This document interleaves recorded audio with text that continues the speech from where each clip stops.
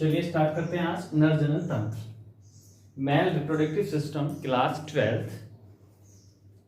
तो गाइस हमने यहाँ पे स्ट्रक्चर बनाई है मेल रिप्रोडक्टिव सिस्टम की नर जनन तंत्र का। तो इसको आज हम समझने की कोशिश करेंगे। सबसे पहले हम ये डिस्कशन कर लेते हैं कि नर जनन तंत्र जो है वो दो सहायक अंगों से मिलकर बना है। पहला है प्राथमिक जननांग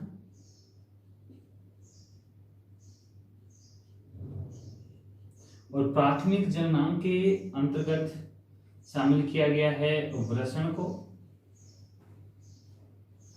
और दूसरा भाग है सहायक जननांग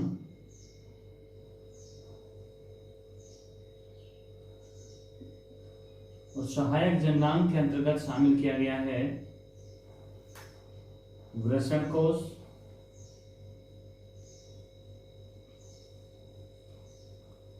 आदि वृषण,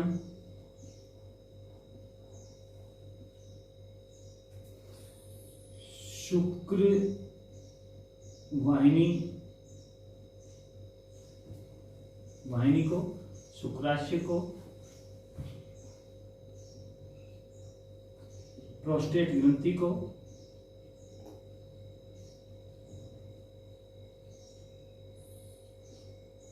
काउपर ग्रंथि को,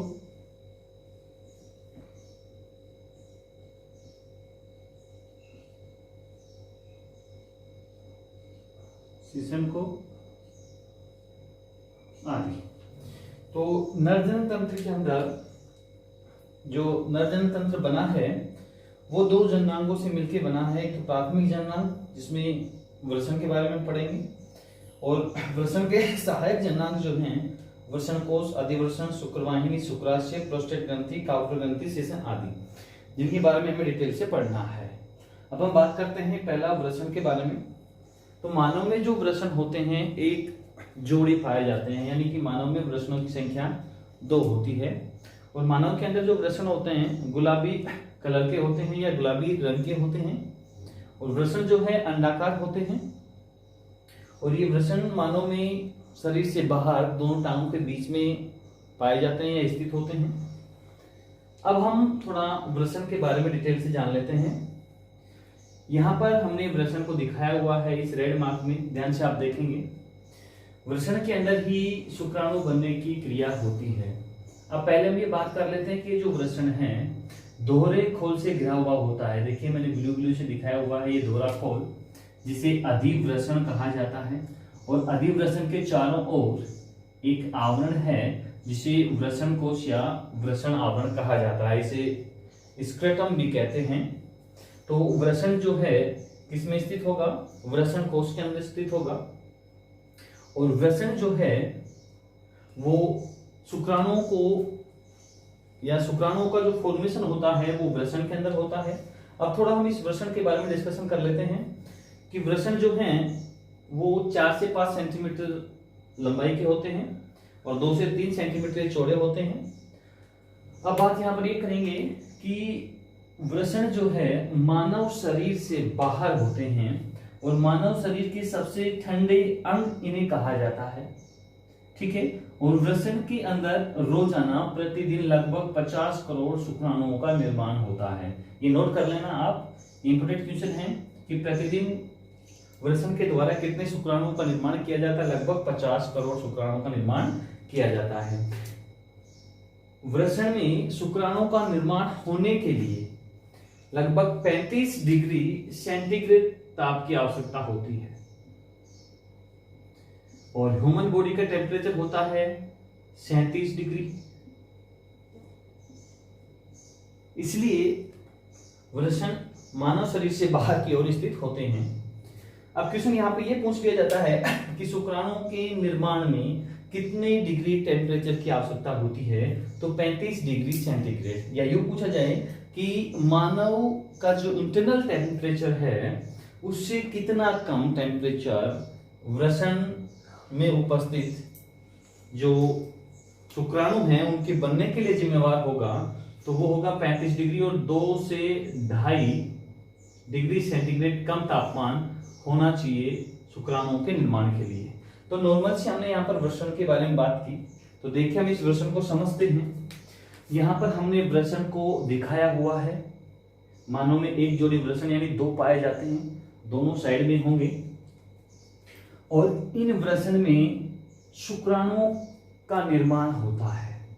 ठीक है गाइस, अब मैं आपसे यहाँ पर डिस्कशन कि हमने यहाँ पर जो वृषण दिखाए हुए हैं नॉर्मली दिखाए हुए हैं, अब हम इनकी अनुप्रस्थ काटते हैं और फिर देखते हैं कि इनके अंदर क्या चल रहा है, किस तरीके से शुक्राणुओं का निर्माण होता है।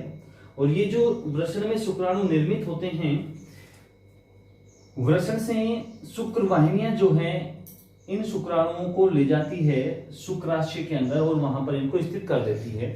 शुक्राशय को शुक्राणुओं का रेस्ट हाउस भी कहा जाता है, जो अभी हम पढ़ेंगे। लेकिन सबसे पहले हम यहाँ पर ये ध्यान देंगे कि जो ये वृषण हैं इनकी हम अनुप्रस्थ काटते हैं तो हमें किस तरीके से इसकी इंटरनल स्ट्रक्चर दिखाई देती है। तो गाइस यहाँ पे देखिए आप, यहाँ पे हमने जब अनुप्रस्थ काटी, तीसरी सेक्शन जब हमने काटा टेस्टिस का, तो हमें कुछ इस प्रकार की स्ट्रक्चर यहाँ पे दिखाई देती है। यहाँ पर सबसे बाहर एक आवरण होगा, इस आवरण को ट्यूनिका एल्बुजिनिया कहा जाता है। अंडरलाइन कर लेना इसको कि इस आवरण को ट्यूनिका एल्बुजिनिया कहा जाता है, जो वृषण के चारों ओर एक आवरण उपस्थित होगा। अब यहाँ पर आपको देखना ये बातें हैं कि जो हमने अनुप्रस्थ काटी है, तो वृषण के अंदर ये जो लेयर है ये तो है ट्यूनिका एल्बुजिनिया, ठीक है। और वृषण के अंदर लगभग 250 से 300 पिंडक होते हैं। और मैं आपको दिखाऊं कि पिंडक कौन से हैं, तो आप ध्यान देना कि ये जो पिंड जैसी पैलिनोम स्ट्रक्चर आपको दिखाई दे रही है, ये पिंड होते हैं जो वृषण में लगभग 250 से 300 इनकी संख्या होती है, ये पिंड होते हैं, ठीक है। और वृषण पिंड जो हैं इनके चारों ओर वृषण पट्टियां होती हैं जो उनको सुरक्षा प्रदान करती हैं। ये पिंडों की संख्या वृषण में लगभग 250 से 300 के समान होती है। 250 से 300 वृषण के अंदर वृषण कोष्ठ होंगे। ये जो कोष्ठ हैं ये क्या हैं, वृषण कोष्ठ या पिंडक कहलाते हैं। अब इस पिंडक पे ये जालक जैसी जालनुमा स्ट्रक्चर आपको दिखाई दे रही है। देखिए गौर से कि ये जो स्ट्रक्चर आपको दिखाई दे रही है ये जालनुमा, ये शुक्रजन नलिकाएं हैं। ये क्या है, शुक्रजन नलिका, ये है शुक्रजन नलिका, यानी कि इन शुक्रजन नलिकाओं के द्वारा ही शुक्राणुओं का निर्माण होता है। और गाइस मैं आपको बता दूं, अभी मैंने आपसे कहा कि ये शुक्रजन नलिकाएं हैं, ये सभी जिनमें क्या होता है, शुक्राणुओं का निर्माण होता है या शुक्राणुओं का फॉर्मेशन होता है। स्पर्म यहां बनते हैं, या यूं कहें स्पर्म का निर्माण जो है, शुक्राणुओं का निर्माण जो है शुक्रजन नलिकाओं में होता है। जो टेढ़ी मेढ़ी जो है ना ये जालनुमा, ये शुक्रजन नलिकाएं हैं। अब आपको समझना यहाँ पर ये है कि मैंने अभी आपसे कहा था कि ये एक पिंडक में स्थित होंगी, ठीक है। और एक पिंडक में लगभग 1 से 3 शुक्रजन नलिकाएं होती हैं। क्वेश्चन बनता है, पूछ लिया जाता है कि वृषण के अंदर कुल पिंडकों की संख्या कितनी होती है, तो लगभग 250 से 300 होती है। ये पूछ लिया जाए कि पर पिंडक के अंदर कितनी शुक्रजन नलिकाएं होती हैं, तो 1 से 3 शुक्रजन नलिकाएं उपस्थित होती हैं। क्वेश्चन यहाँ पर यह भी पूछ लिया जाता है कि संपूर्ण वृषण के अंदर कुल कितनी शुक्रजन नलिकाएं होती हैं, तो लगभग 300 से गुणा कर दीजिए 250 को, तो लगभग 750 से 900 के बीच में, ओके। 750 से 900 के बीच में क्या होंगी, वृषणजन नलिकाएं होंगी या शुक्रजन नलिकाएं होंगी। इन शुक्रजन नलिकाओं के द्वारा शुक्राणुओं का निर्माण किया जाता है और ये शुक्राणु यहां पर आके आगे की ओर गति करते हैं, आगे बढ़ते रहते हैं। हमने वहां पर वृषण, यहाँ वृषण दिखाया था, इसके अंदर अंदर क्या हो रहा है वो हमें पता नहीं है। वृषण के ऊपरी भाग यहाँ से शुक्रजन नलिका स्टार्ट हो रही है और यहाँ पर शुक्रजन नलिका यहाँ से स्टार्ट है। ये शुक्रजन नलिका है जो शुक्राणुओं को लेके जाती है। लेकिन इससे पहले के भाग के बारे में हम अध्ययन कर रहे हैं। ये जो पिंडक हैं, इन पिंडकों में शुक्रजन नलिकाएं होती हैं जो शुक्राणु का निर्माण करती हैं, ठीक है। और इसके बाहर की जो कवरिंग है ये ट्यूनिका एल्बुजिनिया कहलाती है। और एक पिंडक में शुक्रजन नलिकाओं की संख्या 1 से 3 होती है और टोटल पिंडकों की संख्या 250 से 300 के बीच में होती है। हमने ये टीसी का जो टीसी सेक्शन काटा है टेस्टिस का, उसका हम यहाँ पर आकलन कर रहे हैं। अब यहाँ पर जो वृषण जालक है, जालूम स्ट्रक्चर्स यहाँ पे बन गई हैं, यहाँ पर जो शुक्राणु आ रहे हैं, स्पर्मेटोगोनियस जो आ रहे हैं, वो सबसे पहले यहाँ पर अपवाहक नलिकाएं जो हैं उनमें प्रवेश करेंगी। ये अपवाहक जो नलिकाएं हैं ये एपिडिडाइमिस के अंदर एंटर करेंगी। उसके बाद में ये शुक्र वाहिनी में चले जाते हैं। देखिए गाइस, हमने यहाँ पर दिखाया है अपवाहक नलिकाएं और वृषण जालक, इनके चारों ओर ब्लू कलर से मैंने एक लाइन बनाई है। ये लाइन जो है ये कैपुट कहलाती है और कैपुट के अंदर जो इंटरनल स्ट्रक्चर है वो कोडा कहलाती है, तथा ये जो टेढ़ी मेढ़ी संरचनाएं हैं ये एपिडिडाइमिस कहलाती हैं, जिसके अंदर शुक्राणु आके और शुक्रवाहिनी में चले जाते हैं। और यहां से मैंने शुक्रवाहिनी को दिखाया, ये आगे शुक्रवाहिनी है जो हमारी यहां से स्टार्ट हो रही है। इससे नीचे का पार्ट ये वाला है अंदर का, जो हमने टीसी सेक्शन के माध्यम से देखा है। तो उम्मीद करते हैं कि आपको थोड़ा समझ में आ गया होगा कि किस तरीके से अंदर इनकी स्ट्रक्चर होती है, स्पर्म का निर्माण कैसे होता है। अब थोड़ा मैं इसको डिटेल से समझा देता हूं आपको कि एक शुक्रजन्य नलिका के अंदर जहां शुक्राणुओं का निर्माण हो रहा है, शुक्रजन्य नलिका है, उसमें से हम एक कोशिका को ले लेते हैं या एक सेल को ले लेते हैं या एक शुक्रजन्य नलिका को ले लेते हैं। तो यहां पर मैंने एक सेल को बाहर निकाल लिया है। उसके अंदर जो ये ब्लैक ब्लैक कलर में दिखा रखी हैं, इन सेल्स को तो जर्म सेल कहा जाता है। जर्म कोशिका जो स्पर्म का निर्माण करती है, शुक्राणु को निर्माण करती रहती है। और साथ में जो ये मैंने कुछ बड़ी बड़ी कोशिकाएं यहाँ पे दिखाई हैं, ये बड़ी कोशिकाएं होती हैं सर्टोली कोशिकाएं। ये सर्टोली कोशिकाएं हैं। ये सर्टोली कोशिकाएं क्या करती हैं कि जो शुक्राणु बन रहे हैं उनको न्यूट्रिशन प्रोवाइड करवाती रहती है। यहाँ शुक्राणु बनेंगे, इनको न्यूट्रिशन यहाँ से मिलता रहेगा। शुक्राणु बनेंगे, न्यूट्रिशन सर्टोली सेल से ये लेते रहेंगे। तो गाइस समझ में आगे होगा कि जो हमने यहाँ पर शुक्रजन्य नलिका में जो शुक्राणु बन रहे थे उनको एक को बाहर निकाल लिया है। किस तरीके से बनते हैं, तो अंदर ये जो है जर्म सेल, इनसे शुक्राणु का निर्माण होता है और ये शुक्राणु अपना पोषण इन सर्टोली सेल से प्राप्त करते हैं। यहाँ पर मैंने एक कोशिका को यहाँ बनाया है, सेम ऐसी कोशिका मैंने यहाँ पे बना दी है। तो ये सर्टोली सेल्स हैं जो शुक्राणुओं को न्यूट्रिशन प्रोवाइड करवाती हैं और गति में सहायक होती हैं, और ये जर्म सेल्स हैं जिनको मैंने भी आपको समझा दिया है। अब यहाँ पर क्वेश्चन ये बन जाता है कि दो शुक्रजन्य नलिकाओं या दो शुक्रजन्य कोशिकाओं के बीच में या दो शुक्रजन्य नलिकाओं के बीच में ये जो खाली स्थान है, इसके अंदर एक विभिन्न प्रकार की इनिशियल टाइप की सेल पाई जाती है जिसे लीडिंग सेल कहते हैं। जिसे लीडिंग सेल कहते हैं, लीडिंग कोशिकाएं। और ये लीडिंग कोशिकाएं करती क्या हैं, स्पर्म जो हैं, स्पर्म जो बन रहे हैं उनके लिए टेस्टोस्टेरोन हार्मोन का स्रावन करवाती हैं, जिससे स्पर्म बनने की प्रोसेस बढ़ जाती है। क्वेश्चन यहां से पूछा जाता है कि ये लीडिंग सेल क्या करती हैं। ये लीडिंग सेल जो हैं, स्पर्मेटोजोआ जो प्रोसेस चलती है गैमेटोजेनेसिस के अंदर, यानी कि शुक्राणुओं के निर्माण की जो प्रक्रिया चलती है, उनके लिए टेस्टोस्टेरोन हार्मोन को स्रावित करवाना एक लैंगिक हार्मोन है जिसके द्वारा स्पर्म बनने की प्रोसेस चलती रहती है। तो गाइस मैंने यहाँ पर अभी टेस्टिस को नॉर्मली आपको समझाया है। आगे हम बात करते हैं कि अब ये जो वृषण है, यहां पर शुक्राणु बन गए, वहां से हमने देखा है शुक्राणु बनना शुरू हो चुके हैं। अब यहाँ पर शुक्राणु कंप्लीट बन चुके हैं और मैंने भी कहा था कि एक दिन में लगभग 50 करोड़ शुक्राणुओं का निर्माण होता है। अब ये शुक्राणु, ये जो शुक्रवाहिनी है, इसके द्वारा शुक्राशय में आते हैं। अब देखिए बहुत सारे शुक्राणु हैं, मिलियन शुक्राणु यहाँ पर हैं, और ये मिलियन शुक्राणु जब एक साथ निकलते हैं तो एक बारात के तरीके से निकलते हैं। जिस प्रकार शादी के लिए अगर हमें जाना है तो घर से जैसे बारात निकलती है, उसी प्रकार शुक्राणु अपनी बारात लेके एक रास्ते से जाते हैं, और ये जो नली है वो रास्ता है जो शुक्राणु को लेके जा रही है।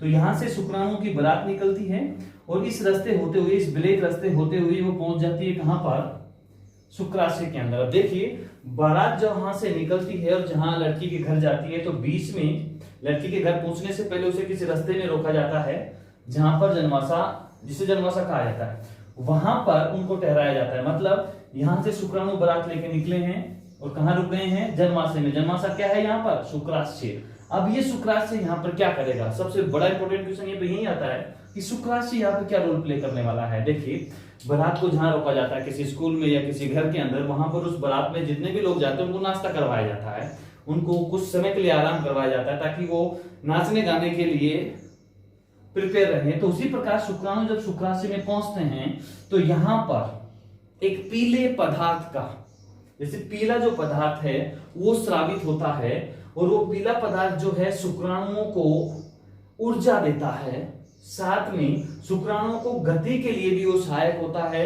और यहाँ जो पीला पदार्थ स्रावित होगा वो उन शुक्राणुओं को एल्कलाइन नेचर भी प्रोवाइड करवाता है। क्योंकि देखिए गाइस, मैं आपको बताऊं कि मैंने अपने हाथ को यहाँ पर टेस्टिज मान लिया है, वृषण मान लिया है, तो वृषण से एक वाहिनी निकल रही है, शुक्र वाहिनी, जो शुक्राणुओं को लेके जा रही है। देखिए ये है मेरा हाथ जो मैंने दिखाया है, ये मैंने वृषण बता दिया आपको। अब इस वृषण से शुक्राणु को ले जाने के लिए एक नली होगी, ये नली है जो शुक्राणु को ले जाती है। अब ये नली एब्डोमेनल कैविटी से होती हुई शुक्राशय तक पहुंचती है, उसके बीच में विभिन्न प्रकार की ग्लैंड्स आके इसमें इंक्लूड हो जाती हैं जो अपने अपने न्यूट्रिएंट उसमें छोड़ देती हैं। तो इसी प्रकार जैसे मैंने यहाँ दिखाया, ये क्या है?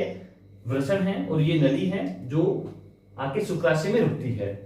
अब देखिए शुक्राशय के अंदर शुक्राणुओं को ठहरने की व्यवस्था कर दी जाती है। यहाँ पर क्वेश्चन फिर बना दिया जाता है कि जो शुक्राशय है उसे शुक्राणुओं का रेस्ट हाउस कहा जाता है। कि शुक्राणुओं का रेस्ट हाउस किसे कहा जाता है? शुक्राशय को। क्योंकि यहाँ पर जो शुक्राणु है ठहरते हैं, आराम करते हैं, जब जरूरत होती है तो वहां से वो बोरिया बिस्तर बांध के चले जाते हैं। अब यहाँ पर हम समझेंगे कि बारात यहाँ रुकी हुई है, नाश्ता किया, सारी चीजें वो कंप्लीटली कर चुके हैं, अब इन्हें शादी के लिए लड़की के घर जाना है। तो यहां पर पीले रंग का एक गाढ़ा द्रव स्रावित होगा। कहां से? शुक्राशय से। वो शुक्राशय से इसलिए स्रावित होगा ताकि उन शुक्राणुओं को वहां पर सुरक्षा, गति, न्यूट्रिशन आदि प्रोवाइड करवा दिया जाए। क्योंकि ये जो नली है, इसको वो जो पीला पदार्थ है वो इसको चिकना बनाए रखता है ताकि इस पर आगे गति करते रहें। और ये जो शुक्राशय द्वारा स्रावित पीला पदार्थ है, तरल पदार्थ जो है, वो एल्कलाइन नेचर का होता है। क्योंकि जैसे ही ये शुक्राणु प्रवेश करते हैं फर्टिलाइजेशन के लिए फीमेल के इंटरनल ऑर्गन के अंदर, तो फीमेल का जो इंटरनल ऑर्गन है उसका इंटरनल जो एनवायरनमेंट है वो एसिडिक होता है।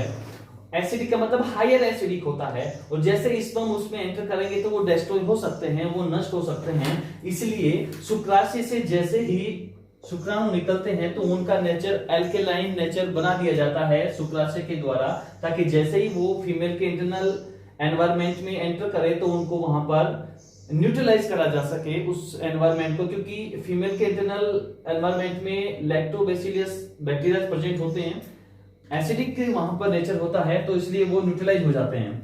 अब यहां से बारात निकल के आ रही है। अब देखिए शुक्राणु चल दिए हैं आगे की ओर।